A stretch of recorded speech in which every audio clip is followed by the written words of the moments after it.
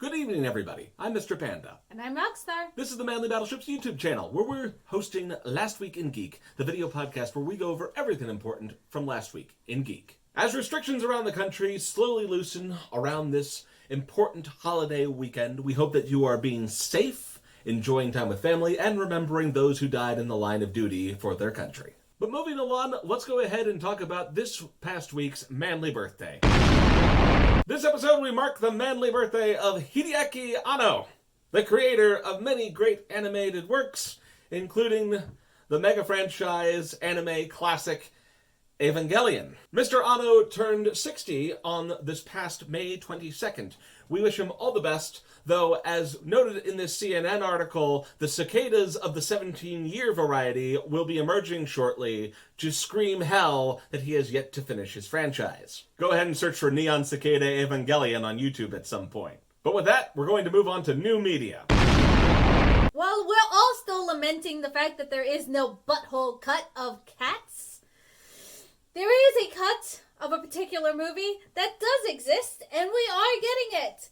That's right, you guys are getting the Snyder cut of Justice League. It's the cut we deserve, but not the one we need right now. And apparently it's going to come to HBO Max sometime in 2021. Keep an eye out for it, I guess. Not in time for our quarantine? Wow, Mr. Snyder, way to thank your fans. Gee, Zach, how come your studio lets you have 2 movie cut releases? Fans of Taika Waititi will be pleased to know that we are, in fact, getting a 3rd season of What We Do in the Shadows. I want more Nadja. We announced it last week, but we actually got a real trailer for the last season of 13 Reasons Why, prompting the question, why are these kids not in jail? In some past episodes, we lamented the loss of Tuca and Birdie on Netflix. But those of you who are fans of the show will be pleased to know that someone has picked it up, and that's Adult Swim. Actually seems right up their alley. How has this not happened sooner? Adult Swim will be bringing a season 2 of Tuca and Birdie to their network. And that will be happening sometime in 2021. Do you like 90s magical girl anime?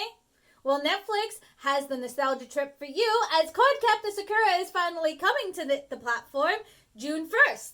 You got your magical girl anime in my card show. You got my card show in my magical girl anime. Free game of the week from Epic Games Store. You can get Civilization 6 all the way through May 28th. If you missed out on Grand Theft Auto 5, now's your chance to get a strategy game that's actually good compared to the last game. I've been slugging my way through GTA 5 and I'm not impressed yet. Especially with that 90 gigabyte download. With unregulated speed. Thanks, Epic Games Store, for not putting in a basic function used by all other launcher games. World of Tanks has a download limiter. The D&D franchise has 6 Endless Quest books, which are just basically choose your own adventure, but D&D style. There is some good news coming along as we're getting audiobooks of it. And yes, you still be able to choose your own adventure with it. And it's going to be multicast. So fun voices and all that cool shit. It's coming to anywhere you can basically buy audiobooks on May 26th. We've covered so much controversy with Valorant that you'll be pleased to know there's some, quote, good news in terms of its media release. The closed beta is ending on May 28th, and within a few days of that, on June 2nd, Valorant will finally be available for everyone to play and to enjoy its various idiosyncrasies. Meme of the week! Meme of the week! This is where we tell you about the meme of the week. This episode of the Meme of the Week is one that comes again from our own creative minds here at Manly Battleships in relation to local news. Streak through this together to make fun of the fact that McDonald's has never actually done open grilling before, unlike Burger King. But one has tried, and one has produced results of a sort. Moving on to the real news. The Snyder Cut isn't the only cut making news this week, as Netflix has faced some outrage due to their version of Back to the Future Part 2. I mean, I guess it's not really their version. It's a long story. You see, Back to the Future was cut for foreign audiences in a very particular way that makes absolutely no sense. The scene in question is when Marty is pulling out the sports magazine from the trash, and what's cut from it is actually the magazine title saying ooh la la and 2 lines of him repeating that phrase ooh la la. It's very confusing. It doesn't make any sense. The joke Particularly because the nudes of the magazine are still visible, just not the title page that says "Ooh la la." Yeah, so why it was done for censorship doesn't make any sense, because, like, the part that should be censored is still in the movie. You'll be pleased to know that Netflix heard the outrage and pretty quickly just changed it back to the original release. And now the director is actually calling for that foreign press release to be completely destroyed because he doesn't want American audiences to see it ever again. This isn't the only time stuff like this has happened. In the anime world, for example, Discotek originally we're going to reissue Blue Submarine number 6, but the initial release of that actually ended up being the Toonami cut of the series when it wasn't supposed to be. It was supposed to be the full uncut version. Netflix is also in the news for a new policy that they're enacting where they're going to cut subscribers who have shown no activity on their account for the past year. Now, they've qualified this by saying they're going to send out email notifications to let people know that this is going to happen. You know, if you don't log in and do something, we're going to end your subscription. And weirdly, some people actually initially were pushing on this, like, oh, Netflix, you can't tell me what to do. You're missing the point. What Netflix is doing here is basically clearing out a very common issue, which is people who subscribe to a service and then forget that they've subscribed to a service. This was actually brought up previously in relation to Netflix's continued surprisingly decent, if not high numbers with their DVD service. A lot of people were starting to think that, well, probably people just don't remember that they've subscribed to Netflix. And, you know, when it's something like an $8 or a $10 charge that's just showing up in your credit card every month, most people don't bother checking their statements, so of course that's going to get past you. Not to mention that they've made it fairly easy for you to come back and still hold all of your profile data for about 10 months after the initial, cut of your subscription. So, I mean, you're not really missing out much as long as you immediately go back in. Or not even immediately. Like, 10 months is a really long time. Yeah, Netflix will make sure that your profile is still there showing that you just watched Robin Hood on repeat all the time. They're just worried about you, man. Like, are you good? While a while ago, Batwoman was greenlit for a second season, we've got recent news that the main lead, Ruby Rose, is actually leaving the show. Now, there seems to be a little bit of scuttlebutt and maybe even some direct quotes from Ruby herself stating the reason was because of long hours and she didn't want to put into this many hours in being the main lead. There's also rumors about, like, a severe injury that she incurred while she was on set. Berlanti Productions, however, is actually trying to find another main actress who is of the LGBT community. G2A, the third-party internet broker of game codes, is back in the news thanks to new developments with Woobe software. Maybe it's Woob, I don't know, who cares? What you need to know is that G2A, of course, has faced multiple controversies about the nature of their business because the potential for fraud and fake codes and stolen codes showing up in their system. G2A's proposed solution to this issue with developers is to audit. And for every instance of fraud, rather than actually stopping the fraud from happening, they will compensate the developers for fraudulent codes at the rate of 10 times the actual paid price. Oh, that sounds fairly reasonable, I suppose. Except that's totally a bluff, though. Woobe Software called their bluff, but unfortunately, they and G2A could not agree on an independent auditing agency to actually conduct the audit. So they did it themselves. Woobe Software determined that there were 321 fraudulent codes, whereas G2A, when they conducted their own internal audit, determined there were only 198 keys that were fraudulent. G2A has paid to Woobe $39,600 to compensate them for that, but as far as subsequent developments, they have said that they'll continue to do this, but developers have to come to them and prove that the keys were fraudulent. You know, instead of fixing your own system, you're going to put all the responsibility on the developers. G2A has acknowledged that they've been slow in the past to react to fraud, but they are maintaining that it's not really their fault that people continue to exploit the system. So we're just going to have to see if any further developments come out of this. The pandemic might have slowed down a few industries, but not Nintendo, at least when it comes to the form of lawsuits. They recently filed 2 more lawsuits, this time on Uber Chips and Team Executor, for selling materials to help people hack into their Nintendo Switches. How dare you! Now, Uber Chip's website is actually down, but other of the websites in the lawsuits are still up, and in fact selling pre-orders to hack into your Nintendo Switch Lite. as well as still having for sale stuff for like your 3DS, your PlayStation Mini, etc. There's so many other consoles on there. Nintendo is looking for $2,500 per trafficking violation and a permanent injunction to stop all operations on the websites. Epic Games is slowly but surely moving towards becoming an actual gaming platform. Who would have thought? The newest thing that they've implemented? Refunds! Yes, they're just now implementing refunds. Wow, good job. Of course, you already heard me comment on their download limiter or lack thereof earlier in this episode. Things that Epic has wanted to introduce but has yet to do so include a mod marketplace and an achievement system, neither of which are present in the current system. So whenever you get around to that, Epic, maybe then... Am I a real boy?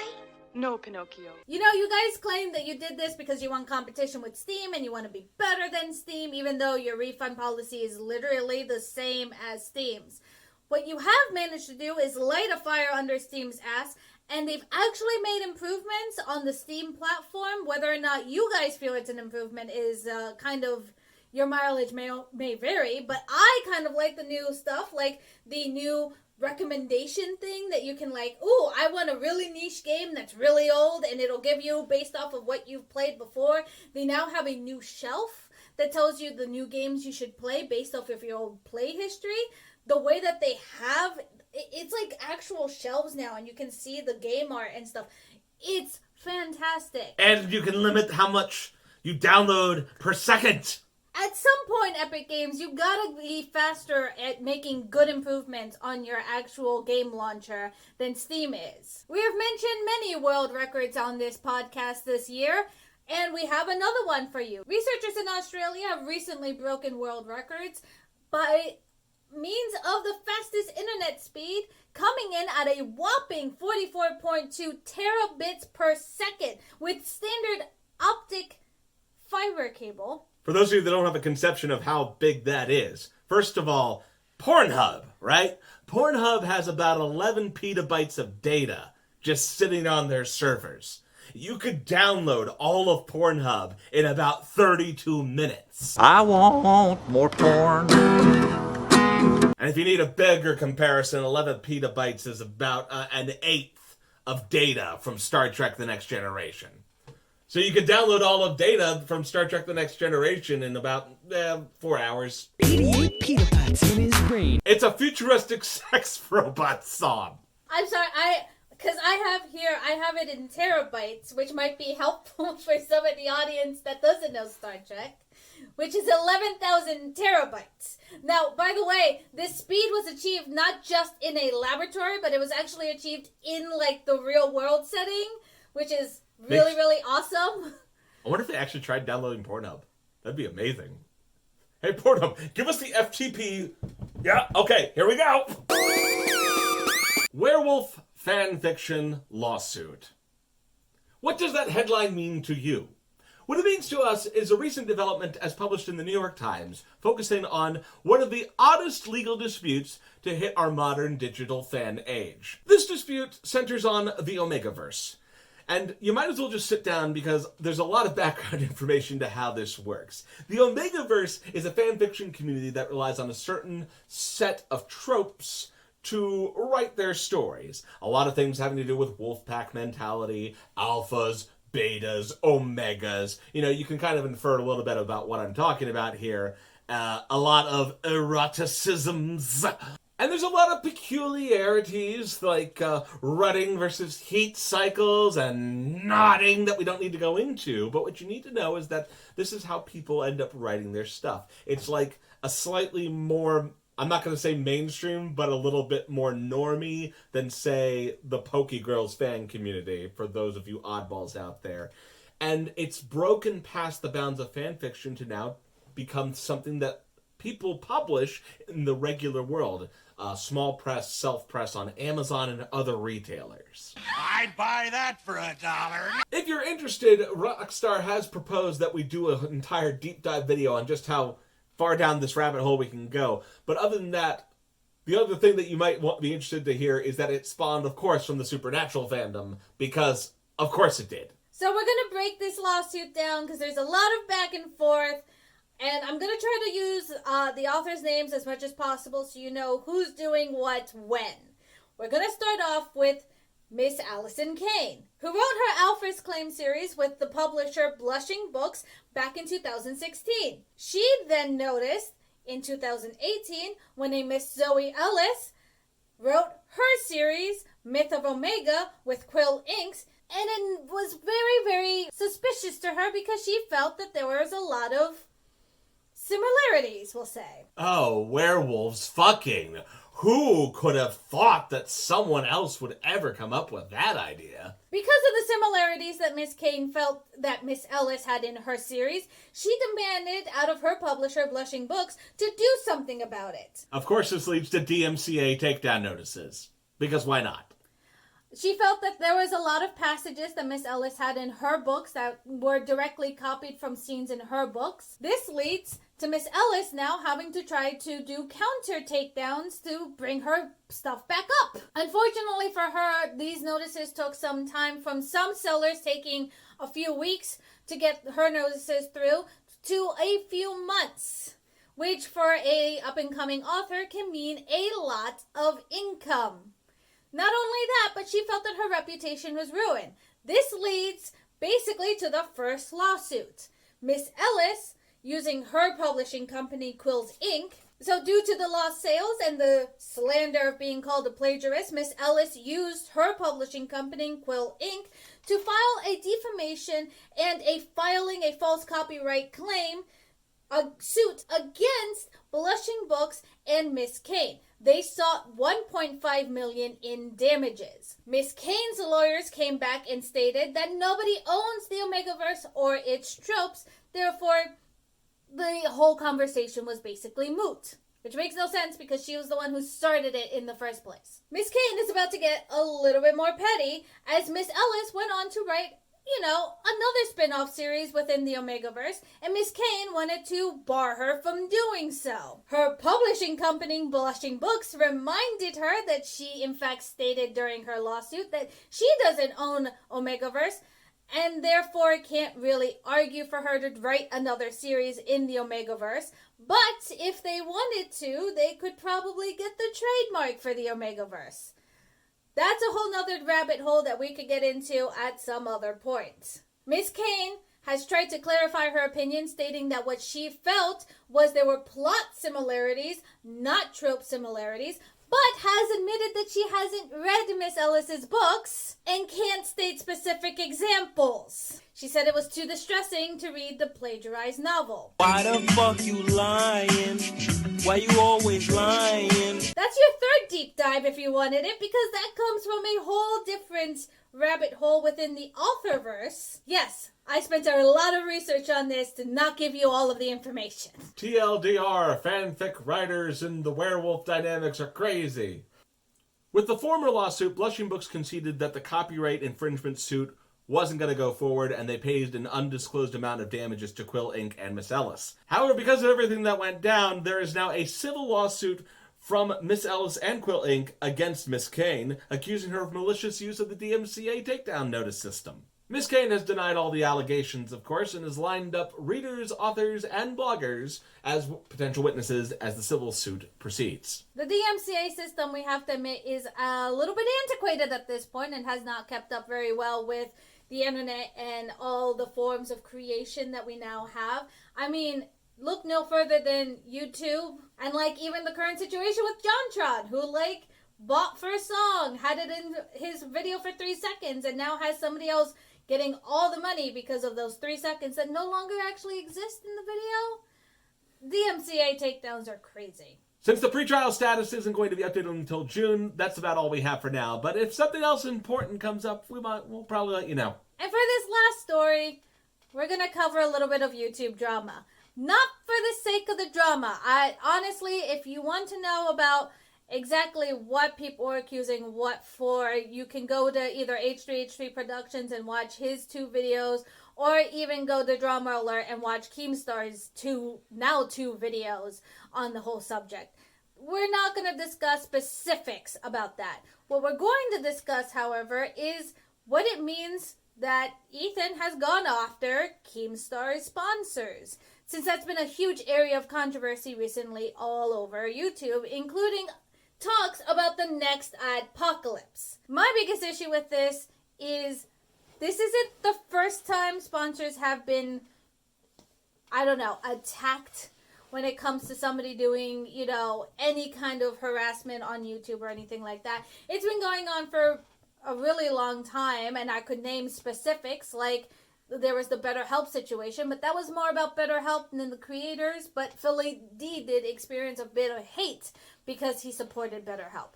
There was the entire beauty community does it all the time, going after each other's sponsors. Keemstar himself has done it a couple of times. But does this mean we're really going into another adpocalypse? And is it really a huge no-no to go after somebody's sponsors? Don't look at me. We don't have sponsors. We self-sponsor. This episode brought to you by Lollipop. Don't pop a lolly, pop the top off a lollipop. Actually, this is the time of year where it would be a lot more appropriate to advertise for golden showers, because we got our Trump Bucks. Why don't we have a Trump Bucks edition of this soda, damn it? We should. Mr. Panda, you're failing. But so opinion-wise, when it comes to attacking someone's sponsors, I think the whole idea about sponsorship and how we get ad money is just really weird when it comes to new media and like the internet type stuff. Because you can see advertisements for Chevrolet during a CNN news coverage of like a mass shooting and nobody blinks an eye. There's like ads all over like true crime stuff where they're talking about murder and all sorts of other things, and again, nobody blinks an eye. But somebody on YouTube talks about the news or talks about similar true crime things, and they can't get sponsored and they can't get ad revenue from YouTube.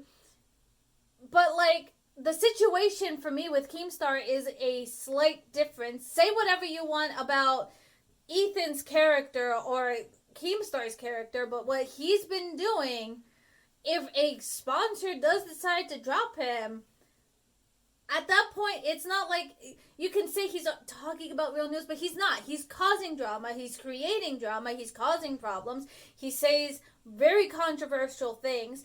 I don't think it's the same. Now, if a sponsor wants to stay with him, again, that's their decision. But there's always going to be a double standard when it comes to people and creators on the internet versus creation on old media. And I think it's just an attack on new media, not so much anything to do with like the advertisers themselves. There's this sense of cancel culture, which does not help the issue. It was going to happen at some point, and it was going to be popularized again at some point. Just because, have you seen Twitter? Shit like this happens all the time. Another thought that I had while actually watching some of the videos in question is, I don't know if it's an important enough distinction, but I noticed that the way that people go after their sponsors is not necessarily the same at all times. So let's say that in the course of a podcast where Dollar Shave Club is the sponsor and is getting called as the sponsor every single time, maybe even twice or three times a video, because some of y'all just need to hit that home for some reason. It's just like, oh, well, when the Romans massacred Carthage, it was okay. Ha ha. And the criticism is like, oh yeah, look, I'm shaving while I do this. I mean, that feels like an appropriate level of criticism in a sense, because the whole point is, yeah, while you're delivering the message, I'm making fun of the way you're presenting your message. Not necessarily saying you can't be sponsored for that. It's just that because it's such an intricate part of what you're doing, that's part of my commentary. And like I said, like you said, YouTube is kind of a slightly different animal because there is a double standard with how sponsorship is tied to the content that's being presented. I don't know, though, if what H3H3 has done is specifically go after someone's sponsors in this case, so much as comment on the way that information from Keemstar's show is being presented. Yeah, because for all of you who are not enlightened, a lot of the commentary Ethan had was like, how am I not supposed to talk about G Fuel when it's literally like on your cap? You're literally drinking it as you're doing a podcast with very controversial things. It's always front and center on you. It's literally tied and very intricate into your your internet personality as well as your opinions and what you're saying, versus somebody who is like basically just, oh, you are sponsoring them. They weren't saying any controversial opinions during your advertisement, but you're sponsoring them, so fuck you. Like, and he also never encouraged anyone to go give hate. And that's my other problem, right? Is Keemstar is kind of on Twitter saying, no, do not send hate to Ethan's sponsors. And yet he retweeted the entire list of Ethan's sponsors. It feels a little bit like reverse psychology, where it's like, I'm telling you not to do it, but here's the entire list, guys. And I know he's also getting blamed for shit 4chan is doing, which... It feels like it's just a tough subject in general, because there is there a line between commenting on someone's content versus telling people to cancel them and get rid of their sponsors? I don't know if there is. I don't know if there's a clear way to distinguish that. So, in fairness, I have no idea how to solve that issue. Well, and, you know, the other thing is we actually don't know what G Fuel would have done, considering that despite everyone saying that, oh, G Fuel dropped him, they didn't. Keemstar dropped G Fuel. He went to them and said, I know you're receiving hate. I know it's because of me. So I might as well, let's just cut the relationship before it goes any further. So who knows if G Fuel would have been just like, you know what, it's fine. You know, we'll take the heat for now. And because let's be honest, it's YouTube drama. It's eventually going to blow over. Keemstar has had multiple controversies hit his channel at multiple times just because that's the nature of his show. And G Fuel never canceled him through all of his multiple dramas, so what's the difference now? It probably would have blown over if he hadn't been the one to cancel the relationship. A lot to think about, ladies and gentlemen, but that's where we're going to end this episode. So, if you're new to the channel, there is a subscribe button. There is a bell that you can ring to follow us whenever we post our fabulous videos. Awesome content for you, the awesome audience. I know we've been a little weak on those Saturday videos right now, but there's always going to be more content coming down the chain, so please, stay tuned. Leave a comment below with any of the thoughts that you have on the stuff we covered this week, including whether or not you think it's worthwhile to dive into the male pregnancy aspect of Werewolf fanfiction, because that's what Rockstar wants to do with her time. And as always, I'm Mr. Panda. And I'm Rockstar. See you next week. Say Merry Funeral. Merry Funeral. Merry Memorial Day. Nintendo is going... Yeah, your side gas station cream cake is not competing with the Twinkie right now. I'm just gonna let you know. Just so you know, that's I don't know.